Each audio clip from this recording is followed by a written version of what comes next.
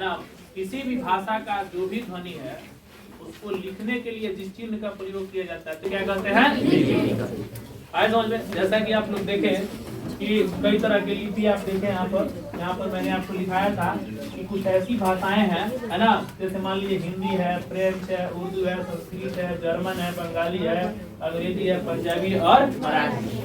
तो हिंदी का जो लिपि है वो क्या है? देवनागरी। यानी इसके लिए जिस चिन्हों का प्रयोग किया जाता है वो चिन्ह क्या है? देवनागरी। क्या है? देवनागरी। फ्रेंच रोमन, है ना, ये फ्रेंच है। और उर्दू के लिए क्या है? फारसी। संस्कृत के लिए देवनागरी, जर्मन के लिए रोमन, बंगाली के लिए बांग्ला, अंग्रेजी के लिए रोमन, पंजाबी के लिए अक्सर एग्जाम में पूछता है कि पंजाबी जो है किस लिपि में लिखा जाता है तो क्या मिलेगा? मराठी है ना। भारत की बहुत ऐसी भाषाएं हैं जो देवनागरी लिपि में लिखी जाती है। देवनागरी लिपि में लिखी जाती है। जैसे मैंने इधर आपको बताया गुजराती और मराठी। कौन? गुजराती और मराठी। हाँ, गुजराती के साथ साथ मराठी भी, मराठी जो है ये भी जो है देवनागरी लिपि में ही लिखी जाती है।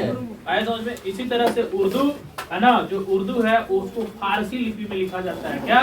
फारसी लिपि में। देखो लिपियों की खास बात ये है कि कुछ लिपियां दाएं से बाएं लिखी जाती है और कुछ लिपियां बाएं से दाएं लिखी जाती है। दाएं से बाएं लिखी जाने वाली लिपियां, जैसे कहने का मतलब ये एल है और ये आर है ना, ये लेफ्ट और ये राइट। तो इधर से इधर चलोगे ना, इसको कहेंगे कि ये दाएं से बाएं, इधर चलोगे तो बाएं से दाएं। तो बाएं से दाएं, अक्सर देवनागरी लिपि को हम बाएं से दाएं लिखते हैं। कैसे लिखते हैं? लेकिन वही यदि फारसी को देखा जाए, उर्दू को देखा जाए, है ना, तो यह दाएं से बाएं लिखा जाता है। समझ में? जैसे कि हमने इधर खरोष्टी लिपि को भी देखा। खरोष्टी लिपि जो है एकदम उर्दू की तरह ही लिखी जाती है। समझ में? तो इस तरह से जो है हम लिपि के बारे में समझ गए।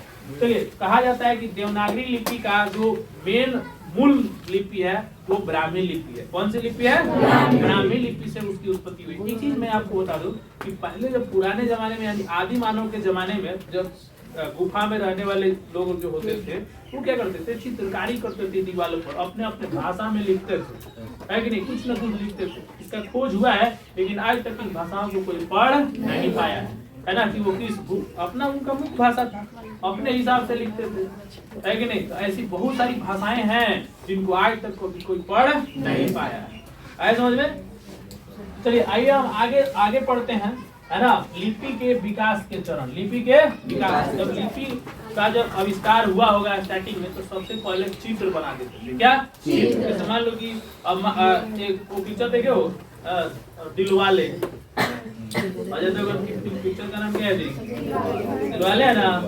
उसको देखते हो, एक व्यक्ति की उसमें हत्या हो जाती है तो अजय देवगन छोटा रहता है तो उसमें क्या होता है कि उस चित्र को आंख से देखता है और एटलास गाड़ी में जाके उस चित्र को बना देता है ना। और उसी चित्र से जो है ना उसके बातों का पता लगाया जाता है ना। वो थोड़ा सा पागल टाइप का रहता है उसमें, है ना, तो चित्र से पता लगाया जाता है। तो चित्र सबसे पहली पद्धति लिपि की थी ना, वो क्या थी? चित्र लिपि है। समझ में? अब अभी मान लीजिए बकलोल है, बोलना नहीं जानते हैं, ठीक है, बकलोल है, बोलना नहीं जानते हैं। मान लीजिए कि आपको अंजलि मार के चली गई तो टॉप देना अंजलि का क्या बना दोगे? बस अंजलि का काम धाम हो गया, है कि नहीं? हाँ, है। समझ में? आँख का चित्र बना दिया, यानी पेड़ पौधा का चित्र बना दिया, है ना। तो इससे जो है बहुत सारा चीज का पता चल जाता है। और उसी का अंतिम रूप क्या है? भाव। अंतिम रूप क्या है? भाव। एक चित्र यहाँ पे बना दो, कहे कि इसको इमेजिन करो तो तुम्हें पता चल जाएगा ना कि क्या चित्र कहना चाहता है। वही किस लिपि में आ गया? भाव लिपि में आ गया। और इसी चीज को, इसी भाव को शब्दों में व्यक्त किया गया और उसको व्यक्त करने के लिए संकेतों का प्रयोग किया गया और वही किस लिपि में बदल गया? ध्वनि लिपि। तो अभी जितना लिपि हम लोग पढ़े हैं ये सब कौन लिपि है? ध्वनि लिपि। कौन लिपि है? ध्वनि लिपि है। जैसे भारत की प्रमुख लिपियों में देखें तो ब्राह्मी लिपि, खरोष्टी लिपि, देवनागरी लिपि और साझा लिपि। अन्य लिपियां हमने आपको बताया कि लिपियां जैसे कन्नड़ की अलग लिपि है, तेलुगु, मलयालम, तमिल, गुरुमुखी, बंगाली, असमी, उड़िया इत्यादि ये अन्य लिपियां भी हैं। लेकिन प्रमुख लिपियों में देखें तो ब्राह्मी है, खरोष्टी है, देवनागरी है और साझा है। आए समझ में? तो देवनागरी लिपि में सबसे पहला लिपि कौन है? ब्राह्मी लिपि।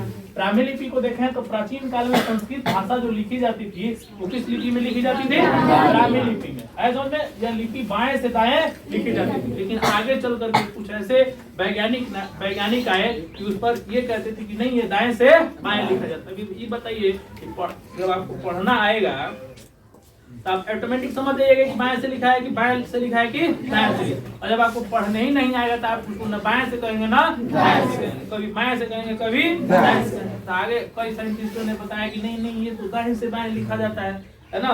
लेकिन फिर भी देखा जाए कि ब्राह्मी लिपि देवनागरी लिपि का रूप है, तो हम इसे कहेंगे कि भाई बाएं से दाएं लिखा जाता है। आए समझ में, यह लिपि बाएं से दाएं लिखी जाती है। सबसे पहली बात, ये भारतवर्ष की सबसे प्राचीन लिपि है। भारतवर्ष की सबसे प्राचीन लिपि मानी जाती है किसको? ब्राह्मी लिपि।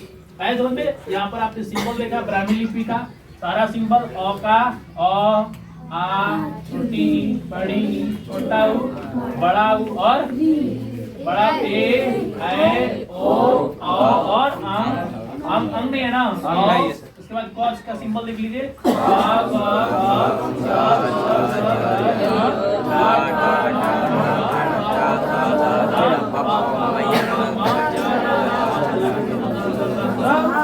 ये सब कौन सी लिपि है ना। इसी से जो है कहते हैं कि देवनागरी लिपि का विकास हुआ। आइए आगे समझते हैं, है ना।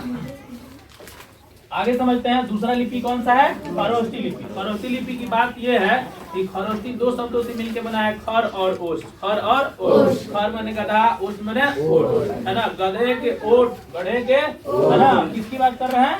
हाँ, यह लिपि गधों के होठ के समान, गधों के होठ के समान। जाके छू के देखिएगा गधा का ओठ कैसा होता है ना। ठीक है, यह लिपि गधों के ओठ के समान टेढ़ी मेढ़ी होती है। कैसी? इसीलिए इसका नाम क्या पड़ गया? खरोष्ठी लिपि। कौन लिपि? खरोष्ठी लिपि। और खरोष्ठी लिपि के खास बात, यह दाएं से बाएं लिखा जाता है और इसमें 38 पढ़ है और 100 क्या है? और सबसे खास बात, इसमें दीर्घई नहीं होता है। दीर्घई समझते हो? बड़ी ई वाला, बड़ा ऊ वाला सिस्टम नहीं होता है। किसमें? इसमें खरोष्ठी लिपि में एक चीज समझिए कि जैसे ब्राह्मी लिपि था ना, तो कभी कभी पूछता है कि अशोक का जो शिलालेख का खोज हुआ था, अशोक के शिलालेख पर, है ना, जो लेख लिखवाया था वह लेख किस लिपि में था? ब्राह्मी लिपि में था, है ना। कोई इसको पढ़ नहीं पाया था ब्राह्मी लिपि को। और अभी भी इस लिपि में क्या है? संदेह है। कोई ढंग, अभी इतना पुराना चीज को अभी आज के जमाने में कोई पढ़ लेगा ढंग से? नहीं ना पढ़ पाएगा। तो में ब्राह्मी लिपि, है ना। तो अशोक के शासन काल में जो शिलालेख पर जो लेख लिखवाते थे, कौन से लिपि में? कहा जाता था कि ब्राह्मी लिपि में लिखवाया गया। पहचान की गई है, 100% इसकी पहचान नहीं है, लेकिन जिसकी कही जाती है कि किस लिपि में है? ब्राह्मी लिपि में। आइए आगे चलते हैं, देवनागरी लिपि। क्या? देवनागरी लिपि, है ना। We love देवनागरी लिपि because we read and write in Devanagari लिपि। यानी हमारी जो भाषा है ना, हमारी भाषा है वो किस लिपि में है? देवनागरी लिपि। देखो नामों रख दिया गया, है ना। भारत देवताओं का देश है और यहाँ की लिपि देवनागरी लिपि कही जाती है। आए समझ में, किस लिपि की बात कर रहे हैं? देवनागरी लिपि। और देवनागरी लिपि की खास बात यहाँ पर दिखाया गया, भारत के अधिकांश भाषाओं की लिपि क्या है? देवनागरी लिपि। संस्कृत है, उर्दू है, मराठी और गुजराती है ना। उसमें कुल वर्णों की संख्या कितनी है? 52। यही हम लोग पढ़ते हैं, अभी पिछला क्लास में पढ़े हम लोग 52, है कि नहीं। जैसे यहाँ पर आपको दिखाएगा, देखिए आपको एक्स्ट्रा दिखाएगा, यहाँ पे लिपि भी दिखाया गया है। ये छोटी लिपि है और ये बड़ी लिपि है। तो इसमें हर्षई दीर्घई, हर्षऊ दीर्घऊ होता है समझ में। और क से ज्ञ तक इसमें बाकी एक्स्ट्रा जो अक्षर था, ड़ था और थ था, ज था, फ था, जिसको आगत क्या करते थे? आगत, है ना। वो सब भी समाहित। बात समझ आ गया आपको? चलिए अगली लिपि शारदा लिपि। कहा जाता है कि कश्मीर का पुराना नाम जो है वो शारदा होता है। क्या? शारदा, है ना। एक कश्मीर के जो है एक बहुत बड़े महाकवि थे जिनका नाम था बिल्हड़। क्या? उन्होंने अपने महाकाव्यों में कहा गया है कि विद्या की देवी कौन है? सरस्वती है, माँ शारदा है। इसलिए उन्हीं के नाम पर वहाँ की लिपि को क्या कहा जाने लगा? शारदा लिपि कहा जाने लगा। क्या कहा जाने लगा? शारदा लिपि। शारदा लिपि जो है जनरली जो है ये सरस्वती, है ना, माँ सरस्वती हैं, उनके नाम पर जो है इसको रखा गया है। आइए समझ में, है ना। कश्मीर का प्राचीन नाम क्या था? शारदा। और इसका प्रयोग जो है कश्मीर में ही होता रहा है। इसका प्रयोग शारदा लिपि का, और इसे भी बाएं से दाएं लिखा जाता है और पढ़ा जाता है। ये है शारदा लिपि की खास बात। किसकी खास बात है? शारदा लिपि की खास बात आपको समझ आ गया? तो लिपि क्या है? लिपि क्या है? ध्वनियों का संकेत। ध्वनियों का संकेत। ध्वनियों का संकेत क्या कहलाता है? लिपि कहलाता है। आए समझ में? आज आप लोग समझ गए लिपि क्या है? हाँ ठीक है, इतना बहुत जानकारी हो जाएगा, आगे आएगा तो। हाँ, ब्रेल लिपि। ब्रेल लिपि क्या है? हाँ, अंधों के द्वारा। देखिए कहा जाता है कि है ना 12 साल के उम्र में जो है ना ब्रेल क्या हो गए थे? अंधे हो गए थे, है ना। तो अंधे हो जाने की वजह से आगे चल करके 1824 में एक अंधों के लिए लिपि बनाई जिसका नाम था ब्रेल लिपि। अंधों के लिए, जो लोग दृष्टिहीन हैं, दृष्टिहीन करने का मतलब तो देख नहीं पाते। आप भी जाइएगा क्वेश्चन पेपर में ना, तो वहाँ पे लिखा रहता है दृष्टिहीन छात्रों के लिए। आप लोग के पेपर में नहीं लिखेगा, लेकिन अलग उन लोगों के लिए पेपर आता है दृष्टिहीन छात्रों के लिए। किसके लिए? दृष्टिहीन छात्रों के लिए। उनको क्वेश्चन बड़ी आसान रहता है, ठीक है। अच्छा, जो हैंडीकैप्ड होते हैं, जो मतलब क्या होता है, दूसरे जैसे उनका पेपर दूसरा कोई लिख देता है, वो बोलते हैं तो क्या करते हैं दूसरा को। जैसे मान लीजिए कि कोई अंधा है ना, लेकिन उसके लिए एक लेखक होता है अलग से, ठीक है। जैसे मान लीजिए कोई व्यक्ति अंधा होगा, इसको एग्जाम देने जाना है, तो उसके लिए अलग उसके साथ वो लिखने वाला जाएगा, ठीक है। वो बोलेगा और उसका क्या करना है? लिखना है ना। आपको उसमें अपना दिमाग नहीं लगाना है ना। इस तरह से एग्जाम होता है दृष्टिहीनों का, है ना। तो लुई ब्रेल ने 1824 में अंधों के लिए एक लिपि बनाई जिससे वो पढ़ लिख सके आसानी से। उस लिपि का नाम क्या है? ब्रेल लिपि। उन्होंने जो है इस ब्रेल लिपि में 63 अक्षरों का कोड बनाया। 63 अक्षरों का कोड बनाया। किसने बनाया? लुई ब्रेल ने। लुई ब्रेल का जन्म 1809 में, यहाँ पर डेट लिखा गया था, वो क्या था? 1809 में। 1809 में लुई जो है, लुई ब्रेल पैदा 1809, ठीक है। बात समझ आएगा सबको? आप हमें कल बताइएगा ब्रेल दिवस कब मनाया जाता है?